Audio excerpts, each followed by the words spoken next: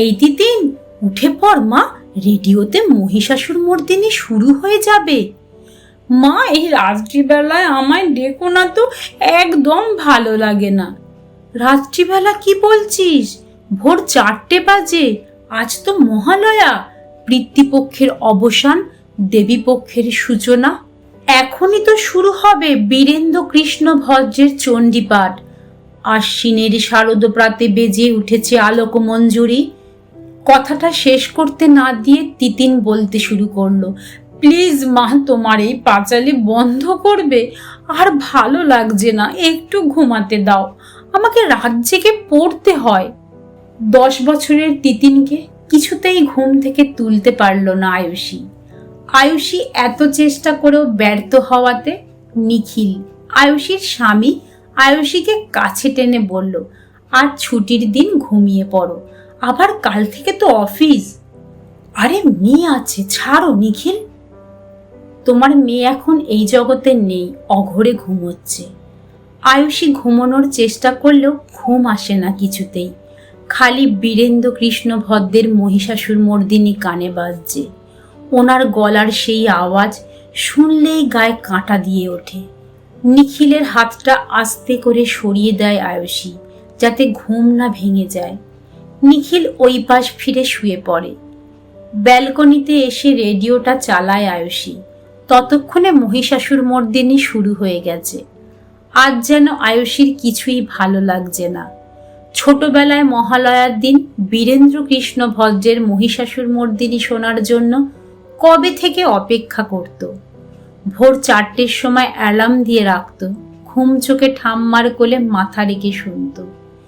একবার বীরেন্দ্র কৃষ্ণ ভদ্রের আওয়াজ কানে এলে তার সাথে বাজলো তোমার আলোর বেনু, ওগো আমার আগমনী, জাগো দুর্গা। কি ভালো ভালো সব গান শুনলেই যেন ঘুম কোথায় পালিয়ে যেত।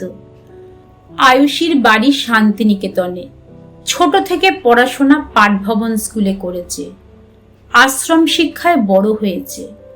মহালয়ার সকালে রেডিওতে চণ্ডীপাঠ শুনে মায়ের হাতে লুচি আলুর দম খেয়েই বেরিয়ে পড়তো আনন্দবাজারে। শান্তিনিকেতনে প্রত্যেকবার মহালয়ার দিন আনন্দবাজার হয়। বিশ্বভারতীর ছাত্রছাত্রীরা নিজেদের হাতে প্যান্ডেল করে, হাতের কাজ নিজেরা বাড়ি থেকে রান্না করে ওখানে দোকান করে। যার দোকানে বেশি বিক্রি হয় সেই আনন্দে শেষে বাজি ফোটানো হয়। দোকান থেকে বিক্রি করে যে টাকা ওঠে সেটা দুস্থ ছেলেমেয়েদের পড়াশোনার কাজে ব্যবহার হয়। এই আনন্দবাজারের আগের দিন পর্যন্ত ওই 2 সপ্তাহের মতো শারদ উৎসব পালন হয়। রবীন্দ্রনাথের বিভিন্ন রকম নাটক বিশ্বভারতীর ছাত্রছাত্রীরা করে থাকে। রবীন্দ্রনাথ যেহেতু ব্রাহ্ম ধর্মের বিশ্বাসী ছিলেন, তাই সেখানে কোনো মূর্তি পূজা হয় না। দুর্গাপুজো মানেই বিশ্বভারতীতে শারদ উৎসব আর আনন্দবাজার।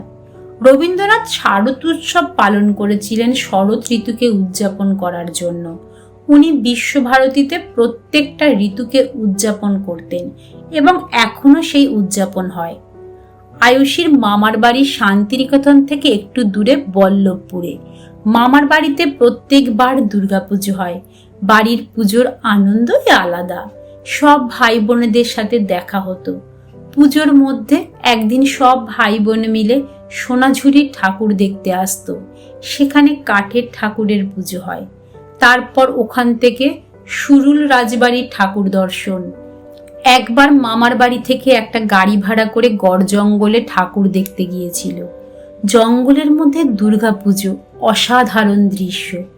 পুজোর আগে নতুন জামা কাপড় কেনার আনন্দ, তারপর বন্ধুদের সাথে শারদ উৎসবে আনন্দবাজারে যাওয়া, মামার বাড়ির পুজো ভাই বোনেরা মিলে একসাথে ঠাকুর দেখতে যাওয়া, কি যে আনন্দের ছিল সেই দিনগুলো, বলারই নেই।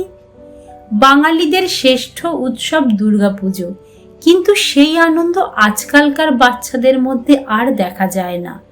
তারা জানেই না, বলা ভালো জানতে চায় না, বীরেন্দ্র কৃষ্ণ ভজ্রের চণ্ডীপাঠ শোনার মধ্যে কি আকর্ষণ আছে। তারা বাড়ির পুজোর আনন্দ জানে না। তাদের কাছে এখন আকর্ষণ থিমের পুজো। শুধু ছোটরা কেন, বড়দের মধ্যেও সেই আকর্ষণ নেই। আয়ুষী বিয়ের পর 2 বার মামার বাড়ির পুজোতে গিয়েছিল। তারপর তিতিন হলো। মা বাবা মারা গেলেন। তিতিনও কলকাতার পুজো ছেড়ে কোথাও যেতে চায় না। ছোটবেলার এই কথাগুলো ভাবতে ভাবতে আয়ুষীর মন ভারাক্রান্ত হয়ে যায়। কখন যে মহিষাসুর মর্দিনী শেষ হয়ে গেছে খেয়ালই নেই। নিখিলের ডাকে ঘোর কাটে আয়ুষীর। নিখিল বলল, এইবার পুজোয় চলো, আমরা শান্তিনিকেতন থেকে ঘুরে আসি। আয়ুষী বলল, কিন্তু তিতিন? নিখিল বলল, ওকে রাজি করানোর দায়িত্ব আমার। ওকে তো জানতে হবে বাড়ির পুজো কেমন হয়। আমরা যদি সেটা ওকে না জানাই, ও তো জানতেও পারবে না। ওকে বোঝাতে হবে। এবার আমার বিশ্বাস ও ঠিক বুঝবে এবং ওখানে খুব গিয়ে আনন্দ পাবে। কলমে অর্পিতা ভট্টাচার্য, পাঠে চৈতালি সেন।